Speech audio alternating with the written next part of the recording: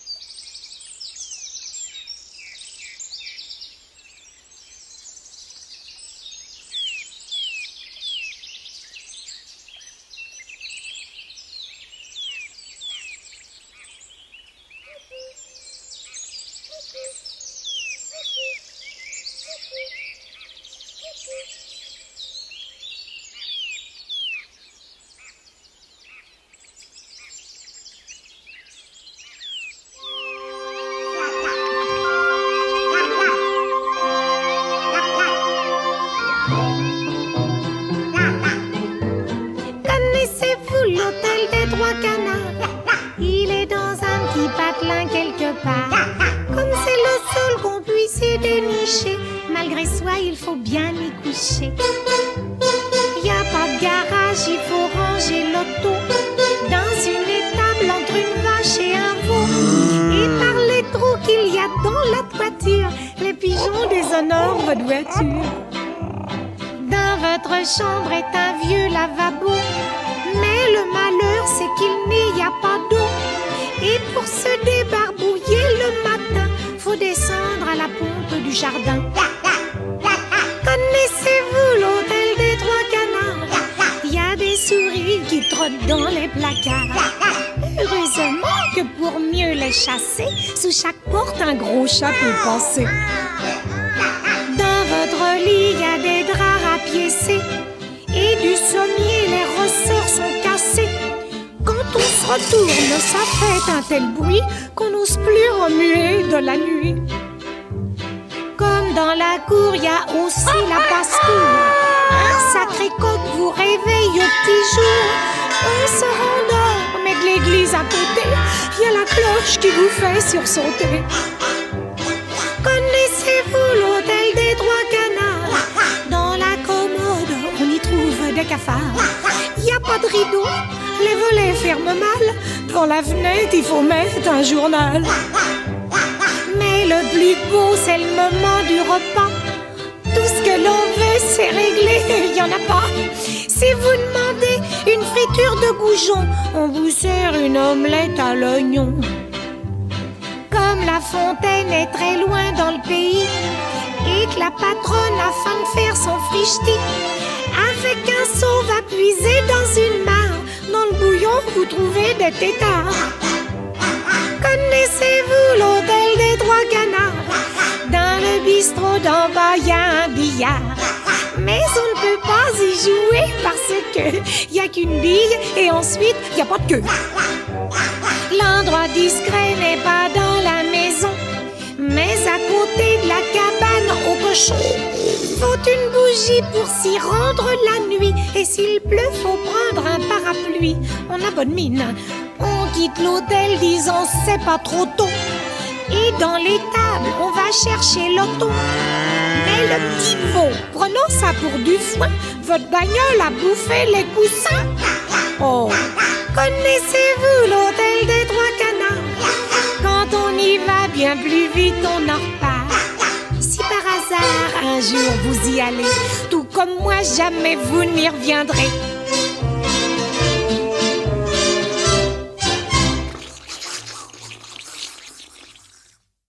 Elle a compris. Vous êtes le manager de Carlo, je suis le manager de René. Depuis le début, elle a toujours su où elle allait. Yvonne. Laisse-moi parler. À nous deux, je vous écoute. Hein? Ah bon. Ben, puisque mademoiselle savait, elle aurait dû... Renoncer? Pourquoi?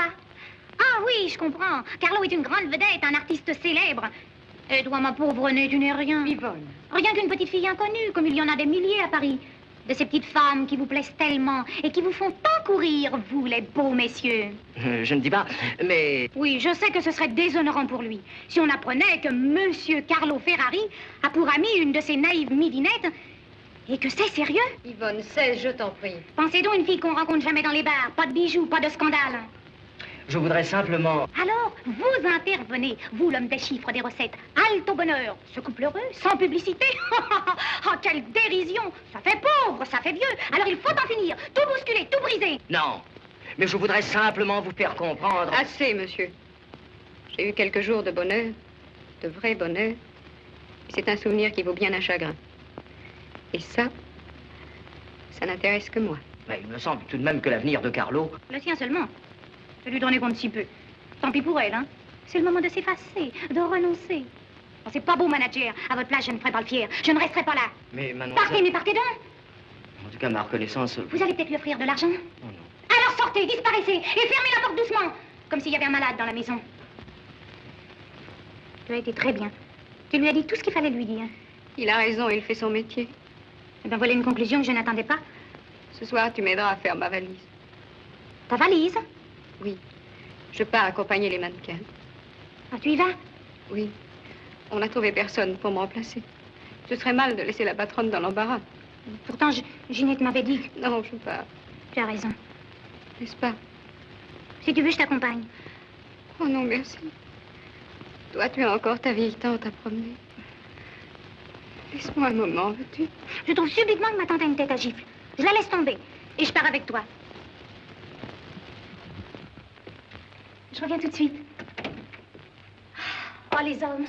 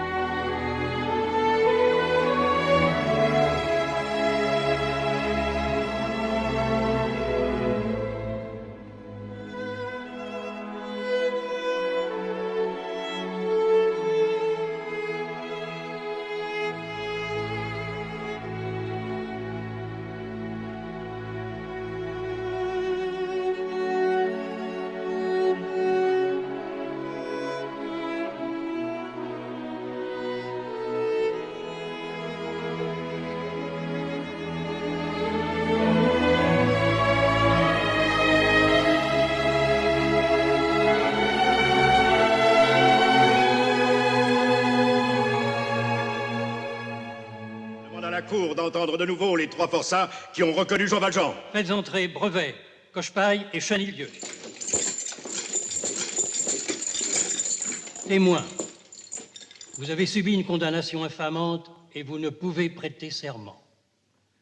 Cependant, même dans l'homme que la loi a dégradé, il peut rester, quand la pitié divine le permet, un sentiment d'honneur et d'équité.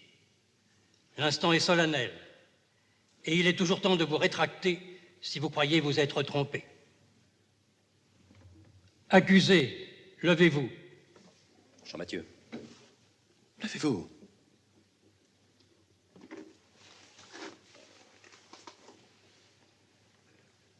Brevet, dites-nous en votre âme et conscience si vous persistez à reconnaître cet homme pour votre ancien camarade de bagne, Jean Valjean.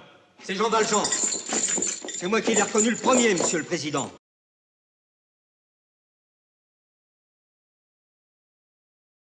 Cochepaille, à votre tour, reconnaissez-vous l'homme que voici? C'est bien Jean Valjean, Monsieur le Président, même qu'il était fort comme un turc.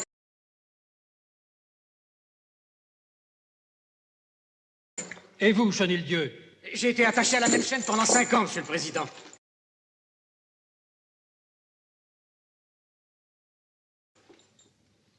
Accusé, vous avez entendu? Qu'avez-vous à dire?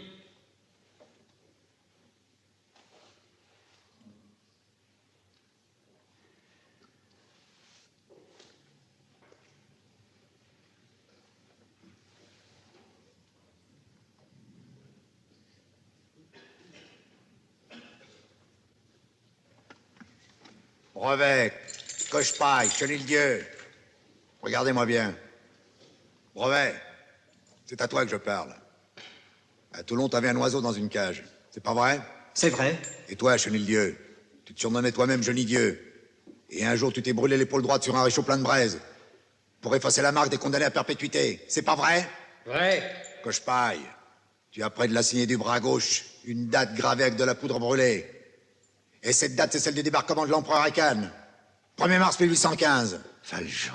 Relève ta manche!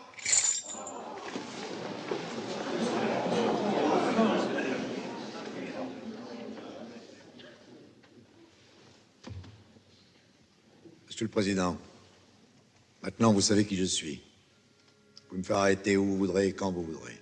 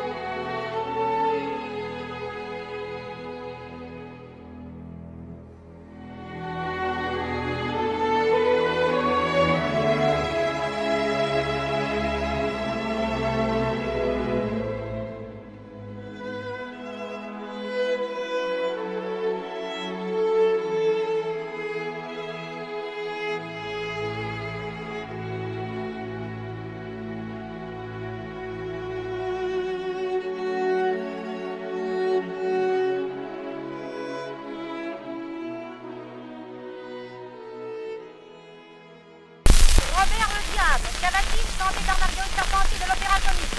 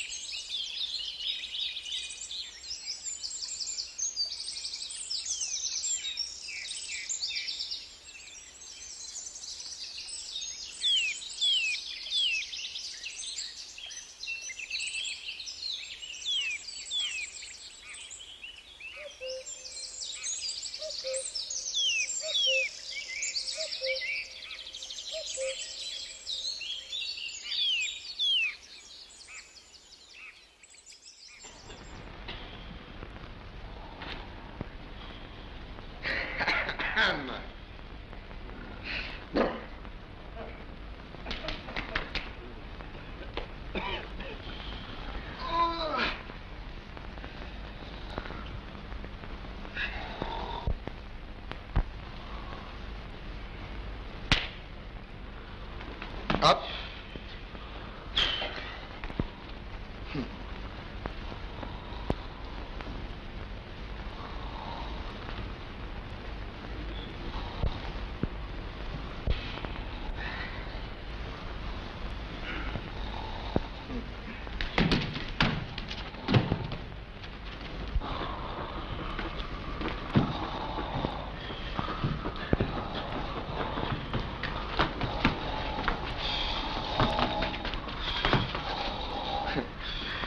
Ça va mieux? Je te conseille pas de te foutre de ma gueule. De quoi? Écoute-moi bien. Jamais j'ai pu te blairer. La première fois que je t'ai vu, tu m'as débecté. Et puis ça va, moi je t'encaisse. Hier, comme un salaud de tiré, tu m'as pris en traître. J'aurais tapé la tire, mais j'aime mieux te corriger comme tu mérites. Je vais foutre la fessée comme un